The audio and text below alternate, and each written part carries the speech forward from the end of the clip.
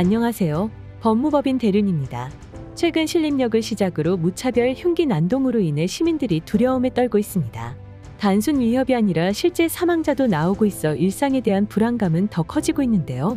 검찰은 묻지마 흉기 난동을 공중에 대한 테러 범죄로 규정하여 반드시 법정 최고형의 처벌을 하겠다고 밝혔습니다. 발표 이후 서울 도심 주요 지역에는 경찰 특공대와 장갑차가 출동해 혹시 모를 테러에 대비하고 있는데요. 흉기 난동으로 사람을 다치게 하거나 사망에 이르게 한 경우는 어떤 처벌을 받을까요? 흉기로 사람을 다치게 한 경우는 특수상해에 해당합니다. 여기서 말하는 흉기는 칼과 같은 무기뿐만 아니라 벽돌, 가위와 같은 일상적인 물건도 해당할 수 있습니다. 흉기로 상해를 가했다면 일반 상해죄보다 무겁게 처벌하는데요. 형법 제258조 의에 따라 1년 이상 10년 이하의 징역에 처하고 상해의 정도가 중할 경우에는 2년 이상 20년 이하의 징역에 처합니다.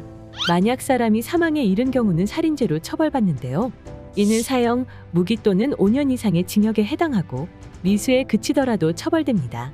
그런데 특수상해와 살인미수의 차이는 무엇일까요? 바로 가해자가 살해의 의도를 가지고 있었냐는 것입니다. 대부분의 경우 살해의 의도는 없었다고 주장하기에 입증이 어려운데요. 실제 사건에서도 살인미수가 아닌 특수상해죄로 인정되는 경우가 종종 있습니다. 하지만 급소를 찌르거나 사용된 흉기가 도검, 총포리와 같은 무기라면 살해의 의도가 없었다고 주장해도 살인미수죄를 인정하는 판례가 다수입니다. 흉기 난동 테러가 발생하면서 SNS에는 장소와 시간을 특정해 테러를 예고하는 글이 올라오고 있습니다. 경찰은 SNS 게시글 작성자에 대해 집요한 추적과 처벌을 예고했는데요. 얼마 전 해운대 살인 예고 게시글을 작성했던 10대가 경찰에 체포됐습니다. 하지만 작성자는 장난이었다고 진술했는데요.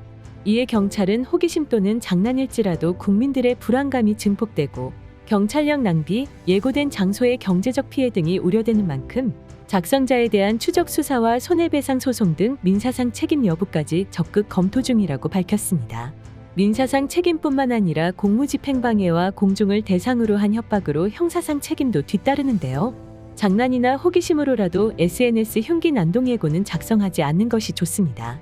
흉기 난동 피해자들의 신상이 공개되고 사회적인 주목을 받으면서 모방범죄에 대한 우려도 커지고 있습니다.